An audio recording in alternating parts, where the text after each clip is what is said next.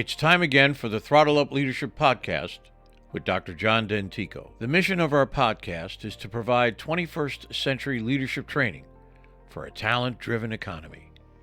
We help organizations implement strategies and practices designed to attract, hire, engage, and retain top talent while mitigating the effects of burnout.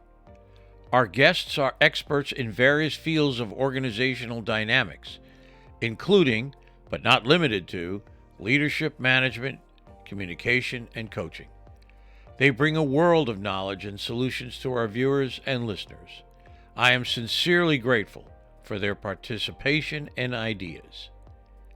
How important is trust in today's workplace? Is building and sustaining trust and culture in a hybrid work environment possible? Is leaving a toxic workplace a sign that you can't make the grade, or a smart move designed to save one's soul and preserve one's integrity? If you are struggling with any of these questions, my conversation with Coach Ken Sher of Sher Coaching, who recreated his life at age 52, will inform and inspire you. So let's get started. If you enjoy our podcast, please like, share, and subscribe. We genuinely appreciate your support. Hello again, and welcome to the Throttle Up Leadership Podcast. I am Dr. John Dentico, your host. Today, my guest is Mr. Ken Sher. Ken spent 25 years at Johnson leading the recruitment department for the U.S. and 3 different sales training and leadership development teams at 3 different and Johnson operating companies. Ken was laid off at the age of 52 with 2 kids in college and 1 in high school, but managed to secure 3 new positions, the last one as Training and Development Director at Bristol Myers Squibb. In 2015, after much introspection, Ken started Sher Coaching, where he works to help prospective leaders improve their leadership effectiveness in their current role. I am pleased and fortunate to have him here with me today. Hello, Ken. How are you this Friday morning? Hey, John, I'm doing great. Thank you. On a nice crisp day here in the Pocono Mountains of Pennsylvania. Oh, great to hear it. Yeah, it's crisp here where I am, and I like this time of the year more than anything else. Anyway, Ken, let's get down to business. I wanted to ask you a question I think it'd be interesting for my listeners and viewers to get their arms around. Ken, I want to go back to something I said in your introduction. During the time of your introspection back in 2015, what was it that set you on the path of being a coach and developing Sher Consulting? That is a very good question, because it was a really difficult time. Going back a little before that, when I got laid off by J&J, I mean, I was 52, as you mentioned, and I wasn't expecting that. I thought after 25 years, I was going to retire with the company. So that sent me into a bit of a tailspin. As you mentioned, I did land 3 new jobs, but I guess maybe I was disillusioned by my J&J experience, although I still love the company. And I realized that a lot of people were coming to me for help because they had seen that I had gone through it, I had survived it, and actually done fairly well with getting through that career transition. And then I was thinking about, I'm not loving corporate America being in it anymore. So what could I do? And what I do a lot with my clients is I have them look at their past. What were the things you did that you loved to do? What didn't you like to do? What were the skills you were good at? The experiences you had that you loved? And I really came up with 3 options. I could go back to being a sales manager, which I was earlier in my career. I could be a teacher, which I always wanted to be, but the compensation was never what I was looking for. Or I could be a coach, and I could do my career coaching based on my recruiting experience, but I also could do executive coaching based on my leadership development experience at J&J. So it's been a great decision. It's always hard starting a business, but 9 years later, I'm feeling pretty good about it. Good. Glad to hear it. It became obvious to me in our discussions prior to this podcast today that you and I are orbiting around, as I like to say, the same planet. And that planet is the planet of trust. Can you, in your own words, describe why trust is so important to you in your work? It stems from my Johnson & Johnson days, actually. Johnson & Johnson, as most people know, has been wildly successful for decades and decades. And in fact, over 90 years, they've delivered a quarterly dividend to shareholders. And they have this document called the J&J Credo. It's a one-page, four-paragraph document. Talks about, in the first paragraph, responsibility to the healthcare workers and patients. Second paragraph, the responsibility to employees. Third paragraph, the responsibility to the communities that J&J serves. And the fourth paragraph is the responsibility to shareholders. And the interesting part about that is it was written by General Robert Wood Johnson, who was the only shareholder at the time, but he knew if he took care of those other key stakeholders, he would be taken care of. And that obviously has played out. And a great example of that is the Tylenol scare back in the 70s, when you probably recall somebody tampered with Tylenol, people died in Chicago. It seemed like a tough decision, but it probably was an easy one because J&J said, what do we do? Our first responsibility in the Credo is to our healthcare workers and the patients they serve. They pulled all of Tylenol off the shelf. It was the number one over-the-counter painkiller at the time. When they put it back on with the first ever tamper-resistant bottle, that's what you have when you can't open the bottle and you're cursing at it. That's who you have to blame, whoever did that Tylenol thing. But they quickly became the number one product again because they built trust with their consumers. The consumers knew J&J is not going to put profits in front of safety. And that's what I saw throughout my career there. So I thought, that's it. Trust is the foundation of all great relationships, and great relationships are the key to success. And that's how I based my coaching. I agree with you so completely. I Mm, think 2 points I'd like to make. Number one is trust is transcendent. It mm, cuts across every other value as far as I'm concerned. And yeah. the second thing is I have studied when I was working on my MBA, we studied the Johnson and Johnson response, and Hmm. it is still today the classic response of how you do it. They Hmm. put safety and trust ahead of profits at that Yep. moment and did it right. If you want to figure out how to do it, and I know as I'm the lawyers at the time were telling them, don't do this. That kind of a no, you don't agree, no, we've got to fix it and we've got to fix it now. And yeah, I know they were number one in the marketplace and they Mm-hmm. returned to number one after Yeah. after everything was over. Yeah. It's quite a wonderful example of how you really if you care about the bottom line and the bottom line in terms of trust with people, you can really do something very special and really build your reputation for the Hmm. future. I think you're totally right. And I coach people who are looking for new jobs, and I coach people who are leaders already, and I coach people who want to be leaders. And it doesn't matter the relationship. If trust isn't there, it's hard to get anything done. It's hard to be successful. And I think most problems in relationships somehow can boil down to trust. Somewhere in there, there's something that's not right. Mhm. I agree.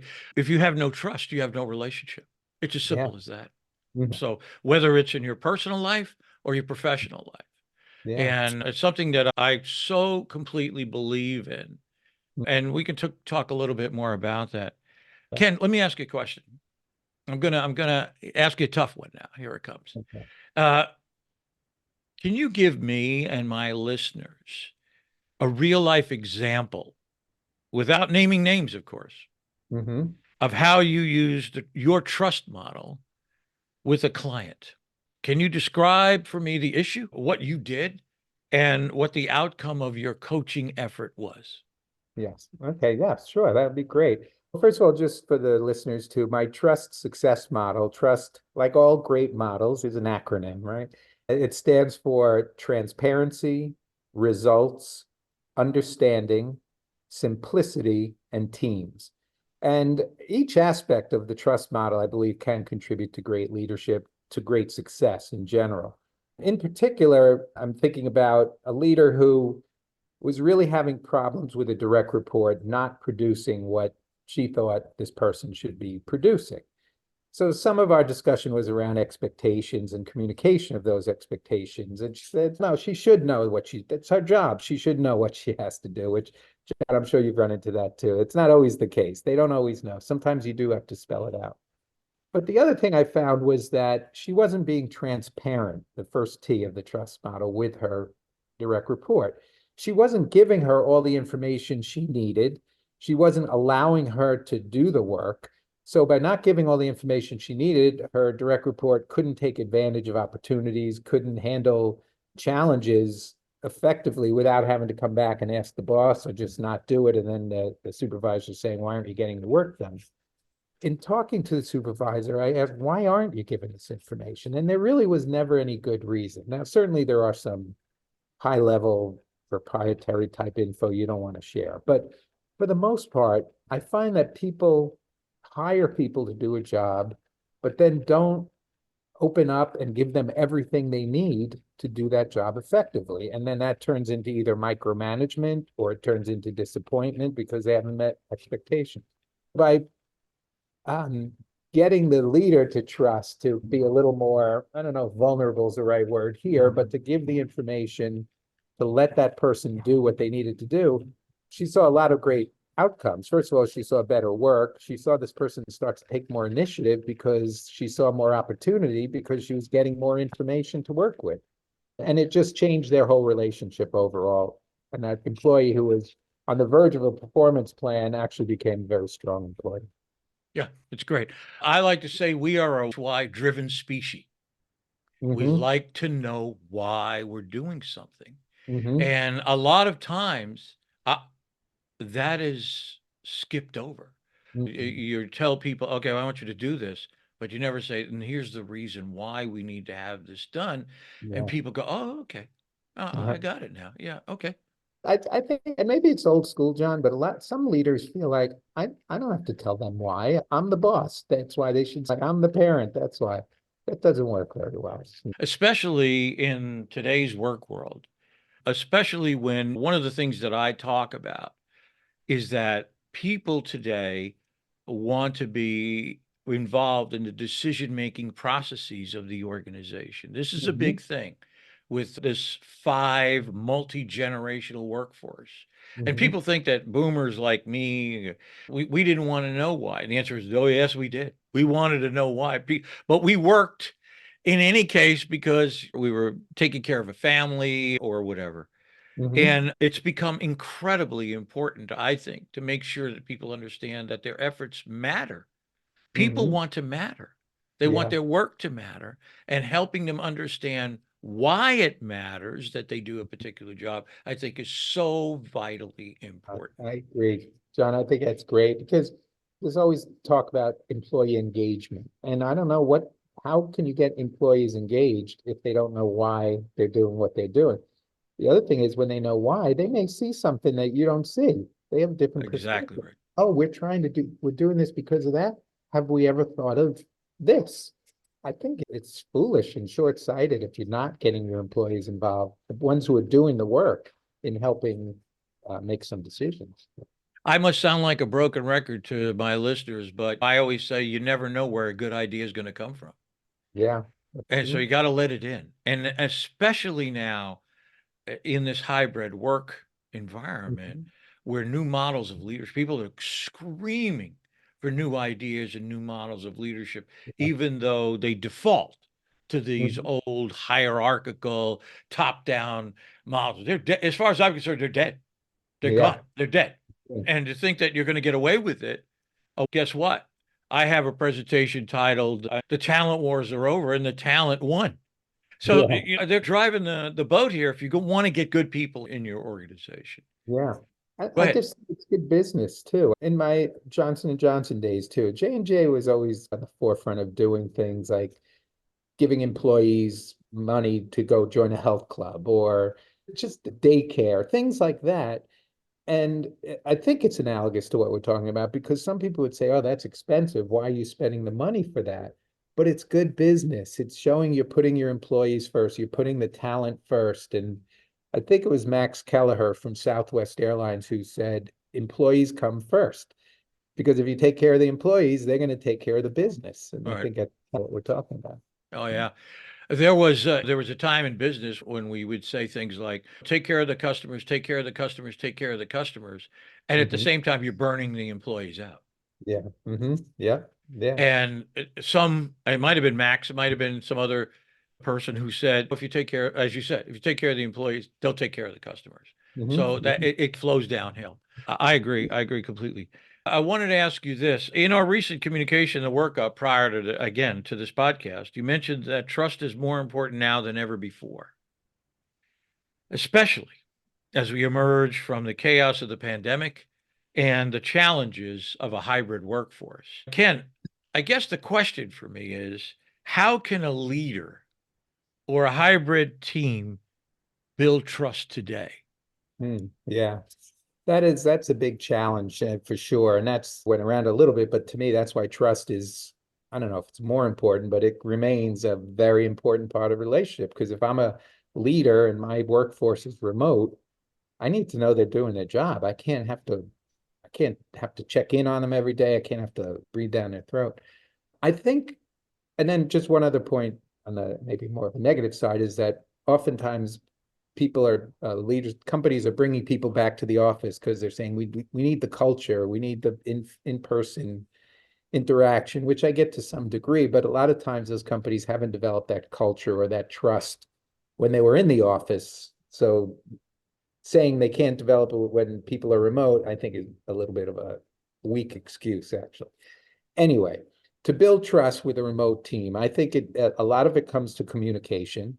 I think it needs to be regular communication. I'm a big believer in weekly scheduled one-on-one meetings with employees.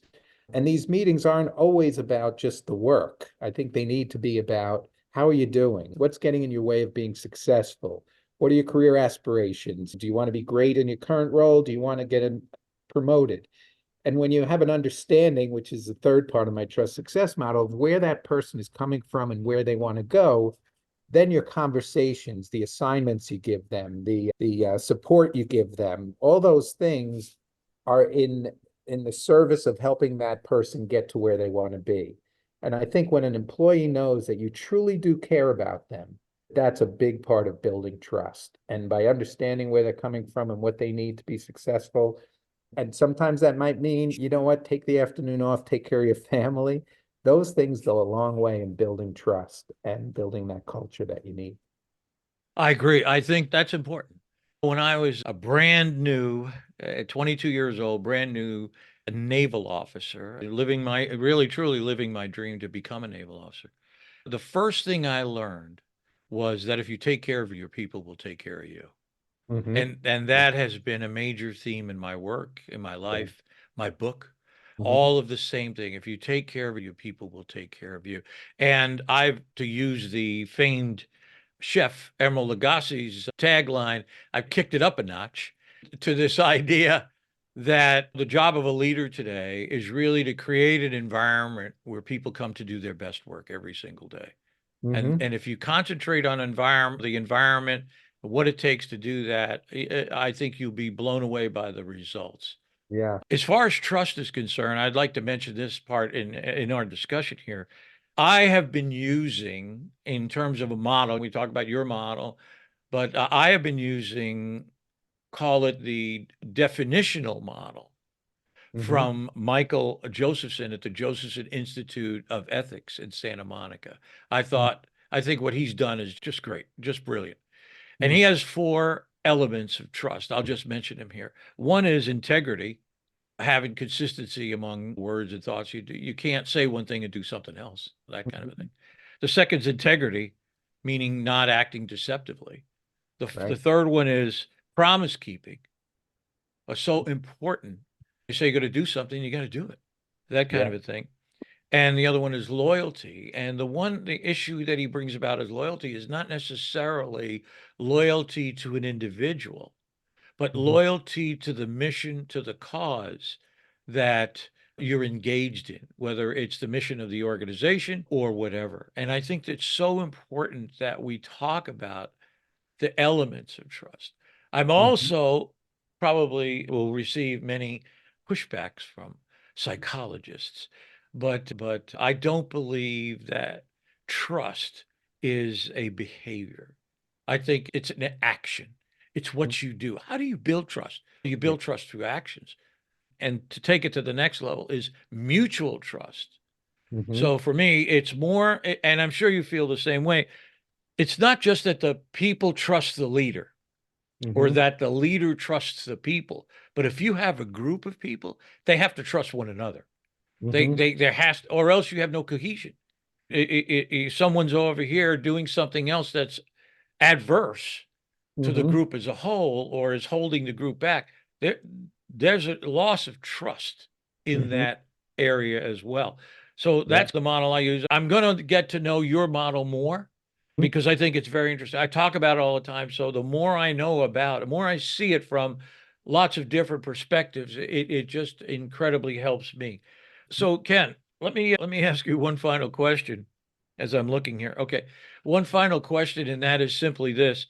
If you had a magic wand and you could wave it against any issue or problem that you see in the coaching, in the issues and problems that people face in your coaching practice, Hmm. where would you wave it, and what issue would you wave it at, and why? Um, I think I would wave it at communication. I think that a lot of people just are not comfortable being honest, open and honest in their communication, especially when the message is not an overly positive one. But I think that they do everybody a disservice. A lot of times, like I say, in coaching leaders, as I'm sure you see too, John, they have to deliver a tough message.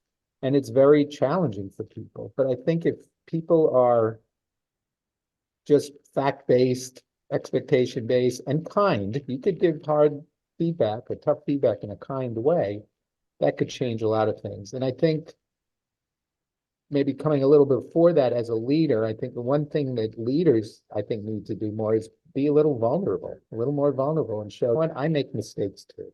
I don't always get things right. I'm going to take a chance, and if it doesn't work, I'm going to show everybody why it didn't work, but what my thought process was behind it, because I think that gives other people gives them permission to take chances. And then again, if things don't work out or do work out, having good, honest communication back and forth and being open as a leader to feedback, as well as being willing and able to give honest feedback, I think can really go a long way. I agree with you. I do have one other question. It occurred to me, and Nope, you and that, said that was and the last one, John. I'm sorry. what's Yeah, that's that was great. it. So let me ask you this question. Yes, sir. Have you ever witnessed or coached someone who was, shall we say, involved in a very toxic environment? Hmm. And if so, is there any lessons learned you would like to pass on from that? Yeah, I think that's probably a time for introspection too, to think about how am I doing in this situation. Honestly, John, when I was leaving Johnson, leading up to the point, I was me.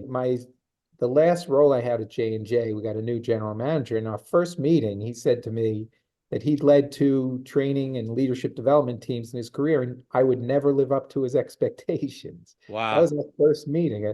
My initial thought was, you really should come to one of our leadership development classes because we don't teach that there.